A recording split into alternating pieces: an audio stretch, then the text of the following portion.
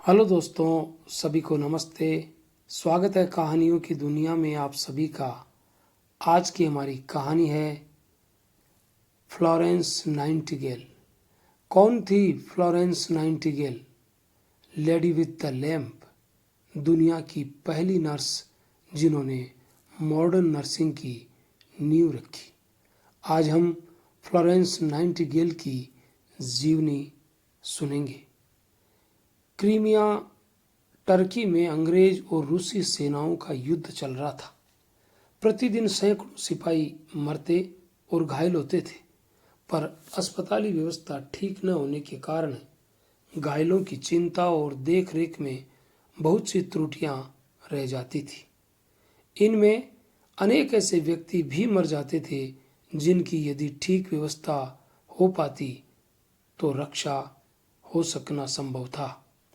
जब यह समाचार इंग्लैंड के अखबारों में प्रकाशित हुआ तो जनता में असंतोष की लहर फैल गई और सरकार से जवाब तलब किया जाने लगा कि सिपाहियों की रक्षा के संबंध में ऐसी उपेक्षा का व्यवहार क्यों किया जा रहा है।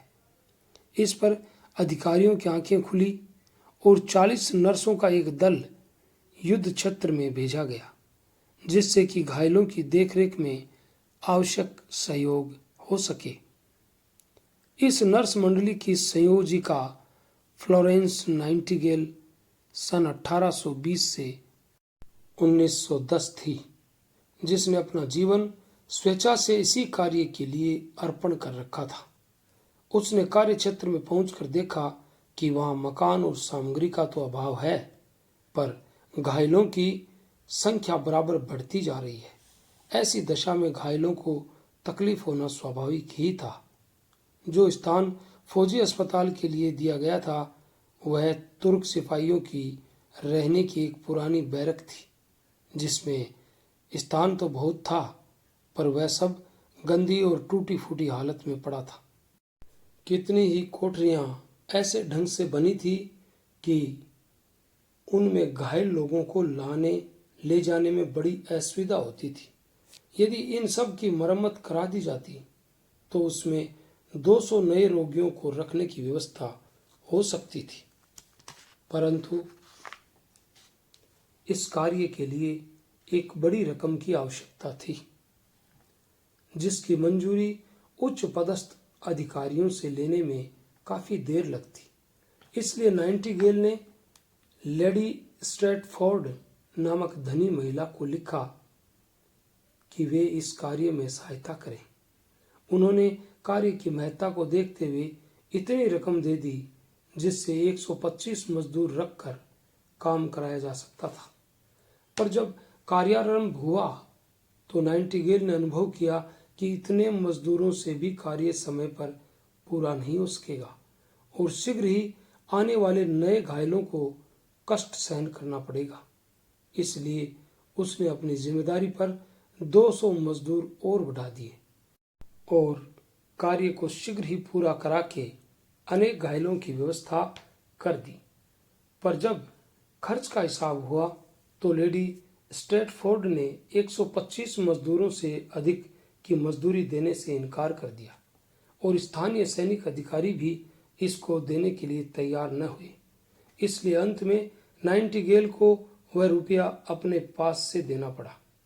कुछ समय पश्चात ये भेद इंग्लैंड स्थित सेना मंत्रालय के अधिकारियों को मालूम हुआ तो उन्होंने उस रुपए की स्वीकृति देकर नाइटिंगेल को वापस कराया। घायल सिपाहियों के लिए इतनी चिंता करने वाली नाइटिंगेल इंग्लैंड के एक उच्च घराने की पुत्री थी। उसके माता पिता उसका विवाह किसी बड़े आदमी से कराना चाहते थे, पर नाइटिंगेल की इस तरफ रुचि नहीं होती थी और वह सदा असहाय रोगियों की सहायता करने के प्रयत्न में भी लगी रहती थी। इसके लिए युवावस्था से ही उसने इस बात की चेष्टा की।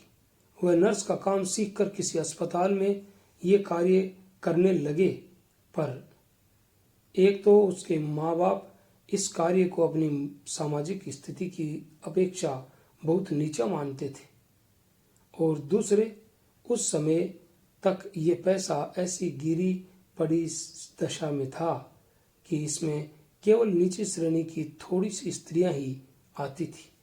नाइटिंगेल की इच्छा थी कि वह इस पेशे में प्रवेश करके ऐसी परिस्थिति उत्पन्न करे जिससे इसे सम्माननीय समझा जाने लगे और उच्च श्रेणी की महिलाएं भी उसमें भाग लेने में संकोच न करें।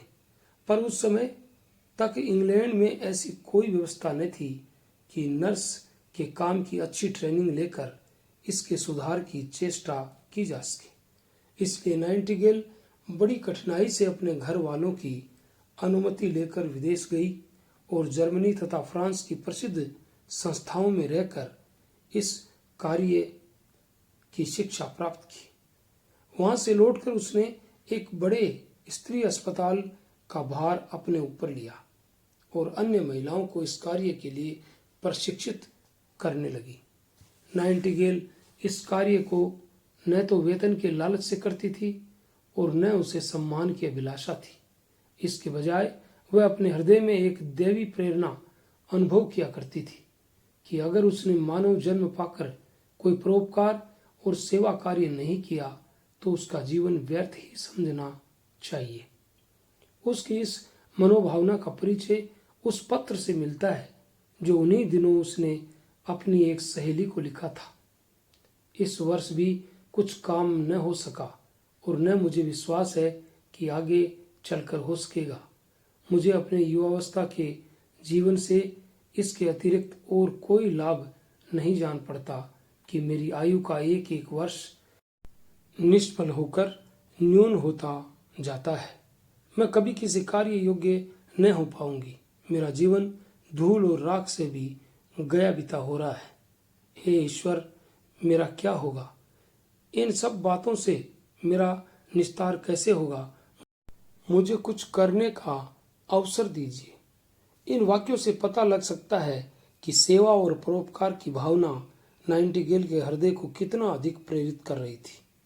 उसे न खाने पीने की कमी थी, न मित्रों तथा मनोरंजन की, वरन उसके माता पिता ने उसकी वैराग्य और सेवा भावना को नापसंद करके उसे कुछ मित्रों के साथ इटली का भ्रमण करने भेजा था, जिससे वहां के सौंदर्य मंडित दृश्यों और कला आदि को देखकर वह उच्च कोटि के सामाजिक कार्यों में रुचि लेने लगे। पर उसकी परोपकार भावना ऐसी प्रबल थी कि इटली में भी वह सुंदर दृश्यों का आनंद उठाने के बजाय वहां के सेवा आश्रमों का ही निरीक्षण विशेष रूप से करती थी। यही कारण था कि जब नाइटिंगेल को क्रीमिया के रण क्षेत्र में घायल सिपाहियों की व्यवस्था का भार सौंपा गया तो वह बड़ी प्रसन्न हुई और इस कार्य को इस प्रकार तन मन धन लगाकर करने लगी कि देखने वालों को आश्चर्य होता था। यद्यपि घायल सिपाहियों की समस्या को ठीक तरह सुलझाने के उद्देश्य से उसे इंग्लैंड के परोपकारी सज्जनों ने आग्रह के साथ भेजा था, पर रण क्षेत्र में सेना विभाग के अधिकारी अपनी पुरानी आदतों के अनुसार फौजी कामों में किसी स्त्री का दखल देना या उसे अधिक महत्व दिया जाना नापसंद करते थे। इसलिए आरंभ में ही उसके साथ सहयोग न करने की नीति का अवलंबन किया। इससे नाइटिंगेल को अपने कार्य की व्यवस्था करने में बहुत सी कठिनाइयों का सामना करना पड़ा। एक लेखक के कथनानुसार फौजी अस्पताल में आरंभ में उसे इतना परिश्रम करना पड़ा जिसकी एक संपन्न घराने की सुकुमार महिला से आशा नहीं की जा सकती। स्थानीय अधिकारियों के असहयोग के भाव को समझकर इस वीरांगना ने प्रतिदिन 20 घंटे तक काम किया, जिससे उसे रसोइया, गृह प्रबंधक, मेहतर, धोबी, गोदाम रक्षक और सामान ढोने वाला आदि के कर्तव्य स्वयं ही पूरे करने पड़े। उन्होंने अपना ये नियम बना लिया था कि चाहे रात को कितनी ही देर क्यों न हो गई हो या सुबह अंधेरा ही क्यों न हो, तो भी अपना दफ्तर का काम समाप्त करके विश्राम करने से पूर्व वह अस्पताल का अंतिम दौरा कर आती थी। लंबी, दुबली, पतली आकृति, काला ऊनी वस्त्र पहने भूरे बालों पर सफेद टोपी लगाए, हाथ में लालटेन लिए वह रोगियों के बिस्तरों की कतारों के बीच में होकर निकलती थी तो वे उसे एक स्वर्गीय देवी ही समझते थे। इसलिए सिपाहियों में उसका नाम लैंप वाली लेडी पड़ गया था और इसी नाम से वह अमर हो गई।